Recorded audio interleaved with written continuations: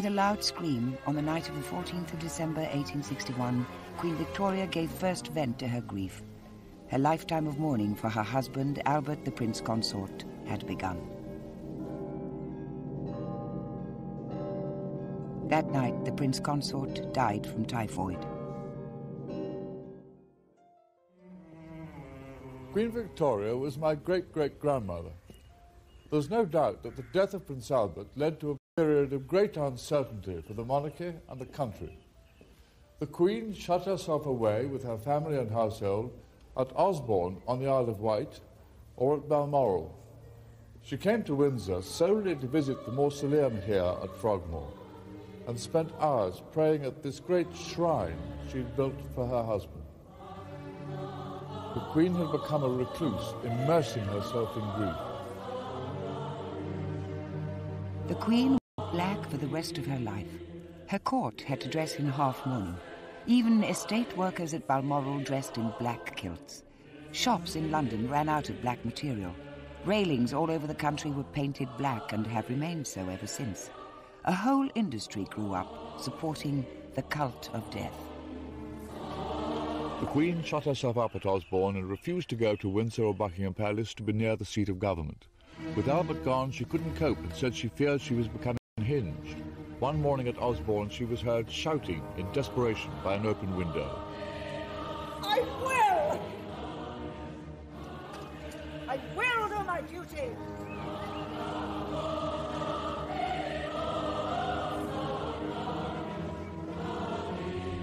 She struggled to do her duty.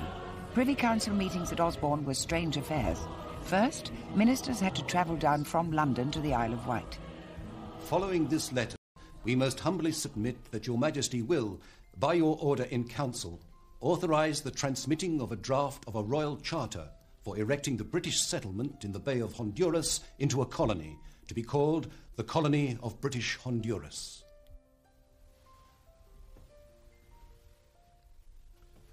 Approved. We beg leave, most humbly. Approved.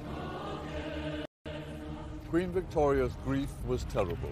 She plunged the country into seemingly endless mourning. Buckingham Palace was empty for 2 years and was eventually boarded up. Some wags put a notice on the railings which said, "These commanding premises to be let or sold in consequence of the late occupants' declining business." The Queen was no longer doing what her public expected of her. They were baffled and then angry. Her ministers had very strong views. But the Queen's main concern was a national memorial for her late husband. Her cause in the sceptical House of Commons was given a boost by an ambitious politician, Benjamin Disraeli, who argued, "The memorial should represent the character of the prince himself, in the harmony of its proportions, in the beauty of its ornament, and in its enduring nature, so that those who come after us may say, this was the type and testimony to a sublime life and a transcendent career." All this was music to the Queen's ears.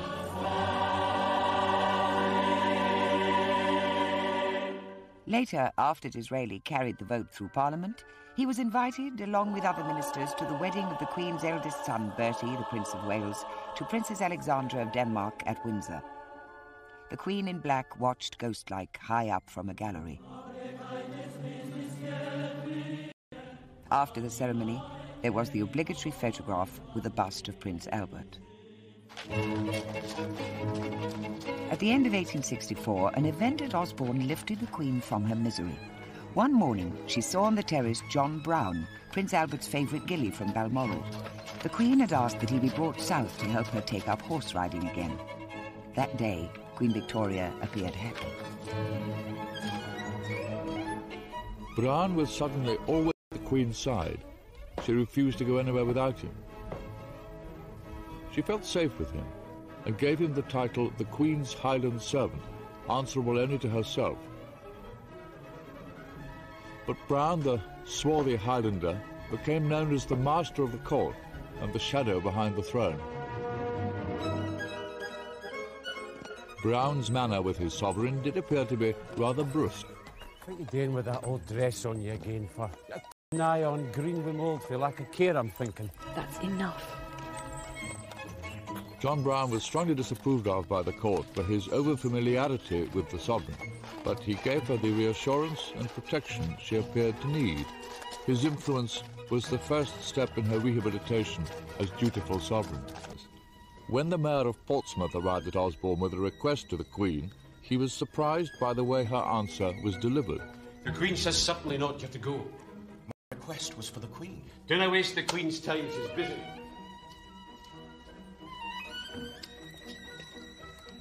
But nothing Browne did seemed to alter the Queen's affection for him. First, she raised his salary from £120 a year to £150, and then he was paid £310 and finally £400.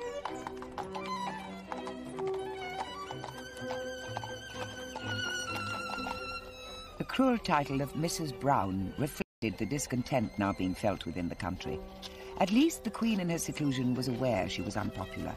When the ruling Liberal Party failed to pass the Second Reform Bill, a measure that would have put 1 million new householders, mainly the middle classes, onto the electoral register, the Queen knew that the discontent amounted to republicanism. When an incoming Conservative government promised to try to enact the new Reform Bill, the Queen decided she should open the new parliamentary session. It was the first time in nearly 6 years she'd been seen at a state occasion. The battle for the Second Reform Bill won great prestige for Disraeli, who successfully steered it through the Commons for the Conservative Party. Queen Victoria gave her assent to the new Act in August 1867, and here's her signature on the Royal Commission. At a stroke, it doubled the number of people entitled to vote. Although the Queen wasn't aware of it at the time, the passing of this bill would help to shift power into the hands of the electorate. The Queen's troubles did not go away. Fenians, who were Irish Republicans based in America, were involved in terrorist incidents up and down the country. Ireland, which was still part of the United Kingdom, was the key issue for William Gladstone, the leader of the opposition Liberal Party. His long-term plan was Irish self-government, an idea that horrified the Queen. Then the government proposed that Fenians were secretly planning to kidnap the Queen from Osborne. Make sure you cover all the woods all the way down to the main gate. They begged her to go to the safety of Windsor Castle. The Queen refused, believing that it was only a ploy to ease her back into affairs of state. Instead, she allowed police to be posted in the grounds of the park, provided that Browne could organise them. When the plot turned out to be a hoax, the Queen felt triumphantly beaten. With some relief, the Queen was able to ask Disraeli to become Prime Minister when the present Conservative leader became ill. She was overwhelmed by his exotic appearance when he was sworn in at Osborne. He is full of poetry, romance and chivalry. When he knelt down to kiss my hand, which he took...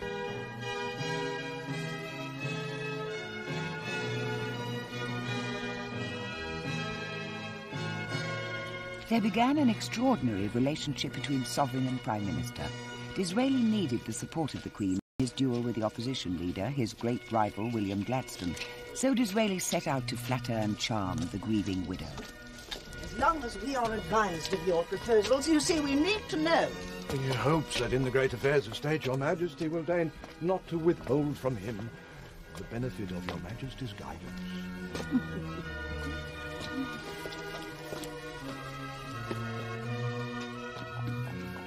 Disraeli was also a popular novelist, and he made sure the Queen was provided with graphic inside details and all the gossip from Parliament.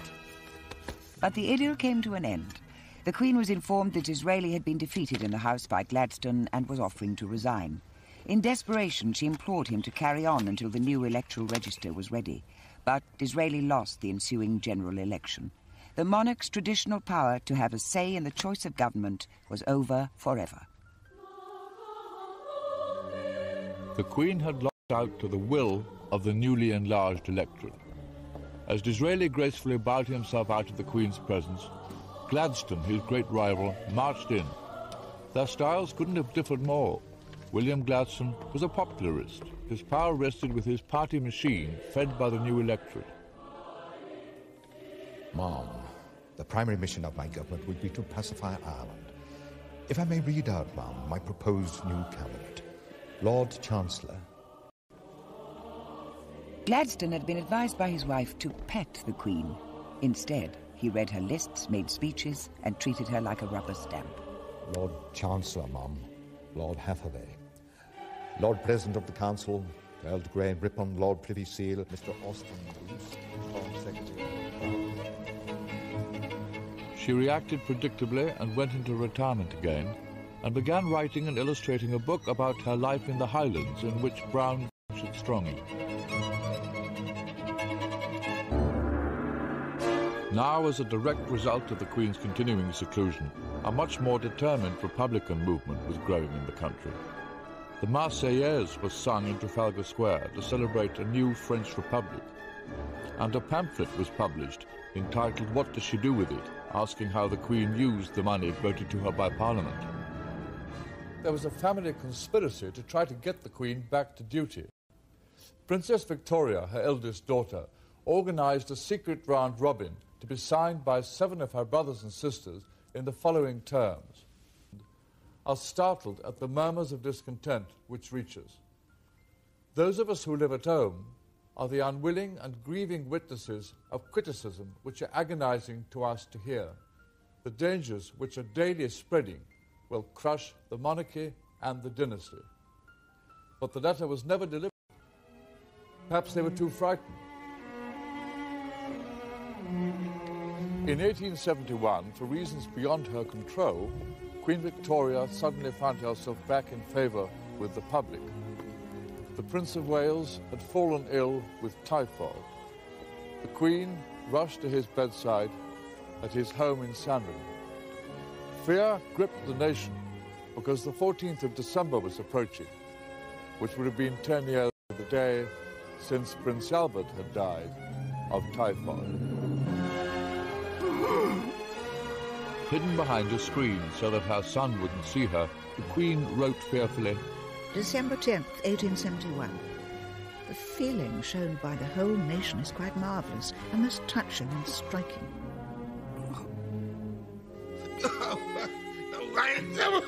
And on December the 13th...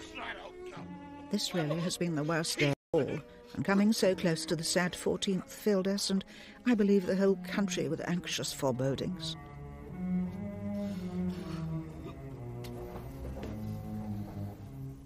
Finally, on December the 14th...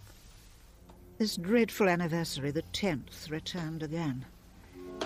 Instead, it brought the cheering news that dear Bertie had slept quietly at intervals, the respiration much easier.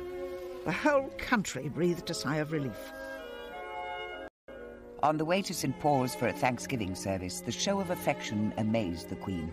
Dressed in black and wearing only a simple bonnet, she drove in an open carriage to enable the people to see her properly.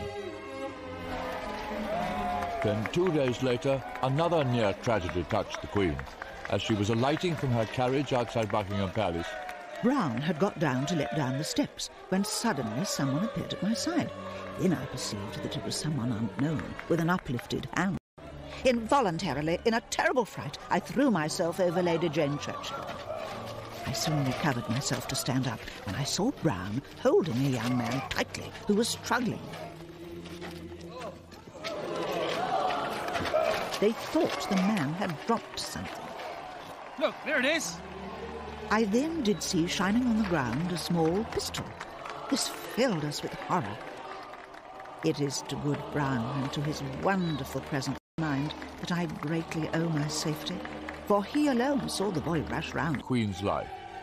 She was severely shaken, but her prestige in the country rocketed. In the space of a few weeks, republicanism was dead. The royalty problem had been swept away. The faithful John Browne was awarded the Victoria Devoted Service Medal. He's the only recipient of that honour in history.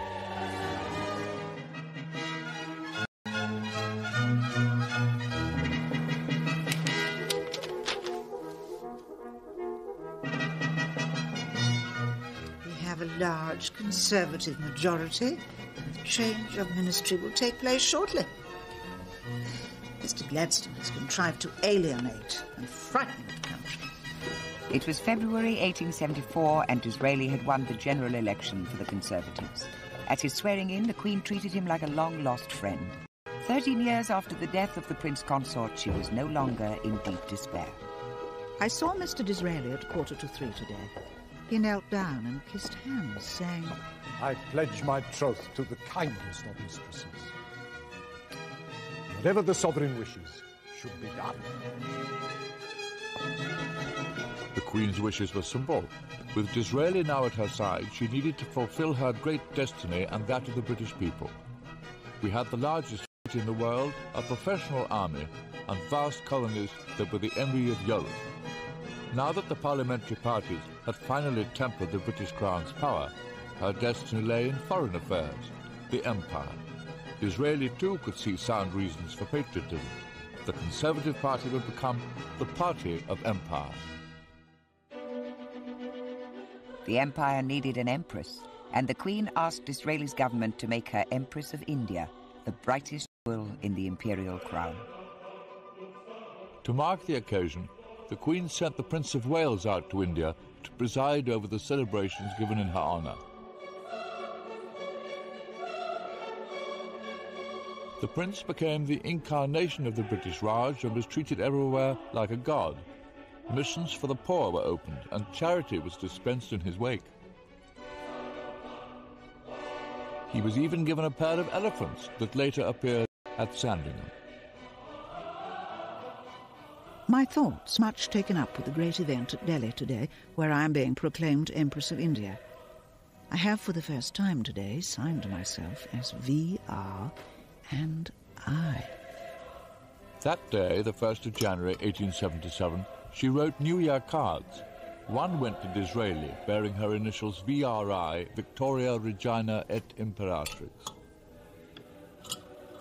His best friend, V.R.I. At about this time, the Queen also gave Brown a locket containing some of her hair and some belonging to the Prince Consort. Emblazoned in enormous jewels, Queen Victoria gave a dinner that night here in Windsor Castle, the night she became Empress of India. Disraeli made a flurried speech praising the Queen, and when the loyal toast was proposed, he called out, "Your Imperial Majesty," whereupon, to everyone's amazement, the Empress rose and did a half curtsy to her Prime Minister.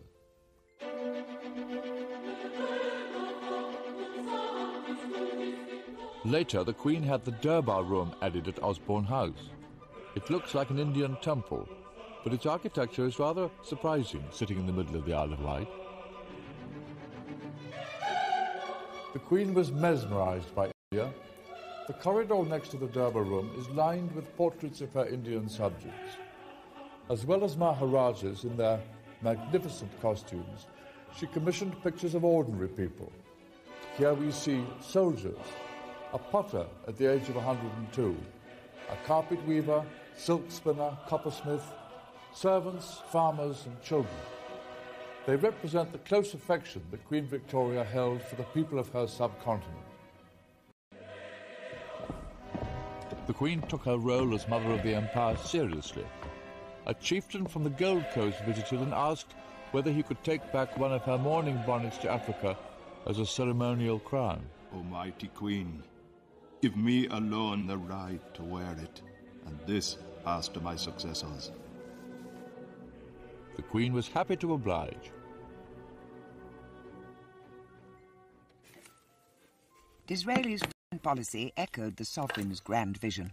Received a box from Mr. Disraeli with a very important news that the government had purchased the Viceroy of Egypt's shares in the Suez Canal for £4 million, which gives us complete security for India.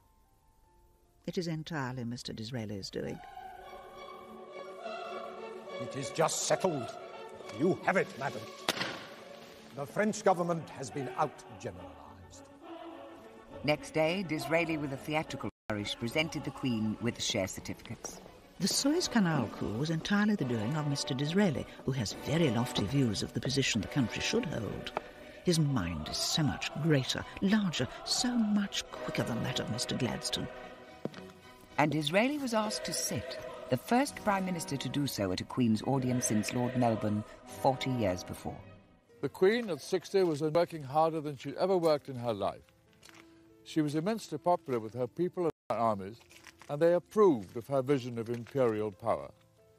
Disraeli may have given her the impression she'd achieved a permanent position overseeing the empire, but Gladstone had other ideas. Preparing for the fast-approaching general election in 1880, Gladstone was making a series of electrifying speeches in his Midlothian constituency and elsewhere. He attacked the colonial wars which had done so much for the prestige of the Queen and the country. Pleading for the rights of the savage, he denounced the title of Empress of India as theatrical bombast and folly. By appealing directly to the nation in this way, the Queen believed that Gladstone was usurping her role. But when the Liberal Party won the election, the Queen was faced with the alarming prospect of Gladstone as Prime Minister again. She will sooner abdicate than send for that half-mad firebrand. Others but herself may submit to his democratic rule, but not the Queen. There must be no attempt to change the foreign policy, no change in India, and no hasty retreat from Afghanistan.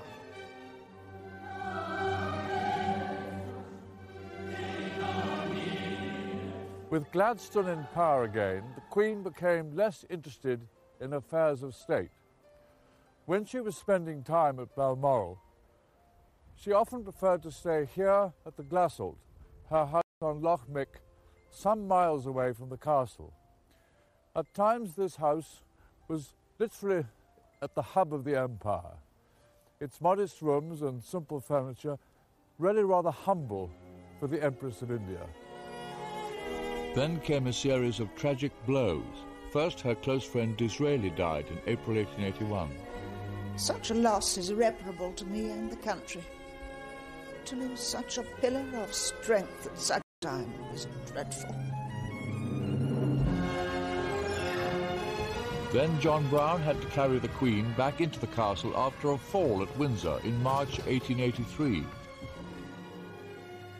And less than 2 weeks later, the dreadful news that my good, faithful Brown had passed away early this morning. It is the loss not only of a servant, but of a real friend. The shock, the blow, the blank, the constant missing at every turn of the one strong, powerful arm and head almost stunned me, and I am truly overwhelmed. And now all is gone. All is gone in this world, and all seems unhinged again in thousands of ways. Such was the status of John, empresses even. He may have been only a simple gilly without education, but he was the only person in the household who could make the Queen do what she didn't want. When Prince Albert died, a statue of him was placed on the Balmoral estate. It faces the one of Queen Victoria. Remarkably enough, just about here, where I'm standing, the Queen put another one up to John Brown when he died. And so the three memorials together formed a triangle. His statue was removed from the triangle by King Edward VII when his mother died and tucked away here in the woods. The Queen at 65 was lonely but still resolute. Foreign policy remained her obsession, and here she felt Gladstone was at his most neglectful. When General Gordon was under siege from hostile troops in the Sudan, she begged Gladstone to send out a rescue column to Khartoum. The Queen trembles for General Gordon's safety. If anything befalls him, the result will be awful. 6 weeks later, the Queen was still questioning Gladstone's policies. Mr. Gladstone, you told the Queen when we last met Gordon must be supported. Yet what he asked for repeatedly nearly 5 weeks ago has been refused. If not for humanity's sake, for the honour of the government and the nation. When Gordon was murdered nearly a year later, just before the relief column finally arrived, the country was in uproar. Now from Osborne, the Queen sent a telegram to Gladstone. It was deliberately uncoded for all the world to read, saying, "To think that all this might have been prevented and many precious lives saved by earlier action is too frightful. It is I who have, as the head of the nation, to bear the humiliation." The Gordon débâcle was responsible for bringing down the Gladstone government. But in 6 months, Gladstone was back, and it was the issue of Irish self-government, the Home Rule Bill, that did most to divide the country, and also Gladstone from the sovereign. To Queen Victoria, Home Rule was a threat to her empire. Ignoring her true constitutional role, the Queen set out in 1886 to disrupt Home Rule by secretly working with a Conservative opposition leader, Lord Salisbury. She was letting him see Gladstone's confidential cabinet papers to the Queen about the bill's progress. May 8th, the Queen sends Lord Salisbury a copy of Mr. Gladstone's letter to her. There was a very important cabinet meeting to decide whether any concessions were to be made in the bill. If they were made, they would certainly be defeated. This is the first avowal of defeat. Please return the enclosed. The second letter received last night, which she would also ask to have back. The Queen was at Balmoral when the final vote on Home Rule was taken. But division within Gladstone's own party was making the bill's progress increasingly unlikely. I did not sleep well as I felt worried and anxious. When I got up, a telegram was brought to me which gave the news that the government had been defeated by a majority of 30. Cannot help feeling relieved and think it is the best for the interests of the country.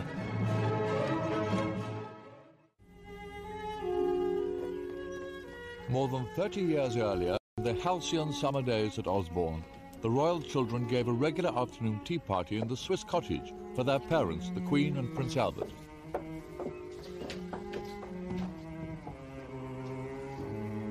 Here in the children's own playhouse, the Prince Consort conceived a grandiose scheme for his family. His plan was to marry the family into royal houses on the continent. His aim was to achieve peace and influence in Europe. And here you can see demonstrated the Prince Consort's greatest vision. This famous photograph was taken when Queen Victoria went to Coburg to attend a family wedding over 30 years later in 1894. There are cousins from Russia, here's the Tsar, Germany, the Kaiser, Romania, as well as connections with Spain and with Greece and Denmark, my great-grandfather, King Edward VII, to be. All these people are related to Queen Victoria, but closer analysis of the picture shows how the dream was about to shatter. First to be married was Princess Victoria, Vicky, Prince Albert's eldest and favourite daughter. At 17, she married Prince Frederick of Prussia. The Prince Consort hoped that through this marriage, the belligerent Prussian ascendancy would be tempered by a liberal constitutional monarchy. Instead, the worst happened, and the couple produced a son, Kaiser William, sitting here with the waxed moustaches. He was the Queen's German grandson, and it was he who led his armies against Britain in the First World War. Please advise me how to say, we would like to send a letter to the Viceroy. Viceroy go? Viceroy go? Ek cut. Ek cut. Cut, Your Majesty. Cut. The sovereign began to learn Hindustani so she could deal with Indian affairs of state. Suddenly, another strange figure came into the Queen's life. And how to send a telegram to the Viceroy. Viceroy go? Abdul Karim now took the place of John Brown. Abdul Karim, known as the Munshi or teacher, was disliked by the court as much as Brown. In early 1894, the Queen's old adversary Gladstone finally came to hand in his resignation. He was 85, 10 years older than the Queen. Both had such poor eyesight they could scarcely see each other.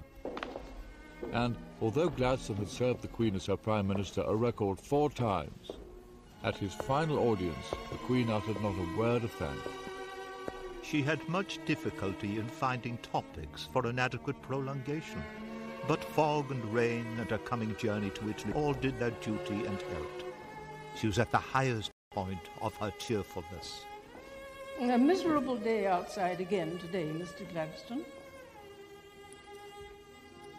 My journey to Italy shortly should be very good for my health and for the sake of the country.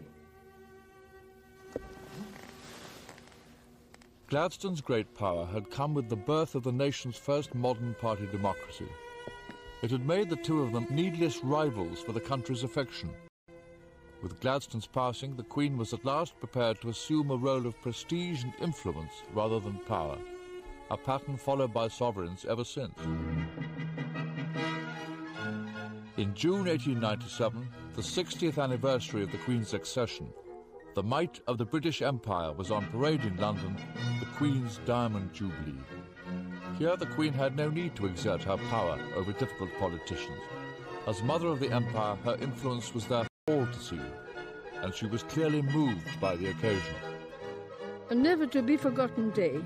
No one ever, I believe, has met with such an ovation as was given me passing through those 6 miles of streets. The crowd was quite indescribable, and their enthusiasm truly marvellous and deeply touching. Every face seemed to be filled with real joy. I was much moved and gratified.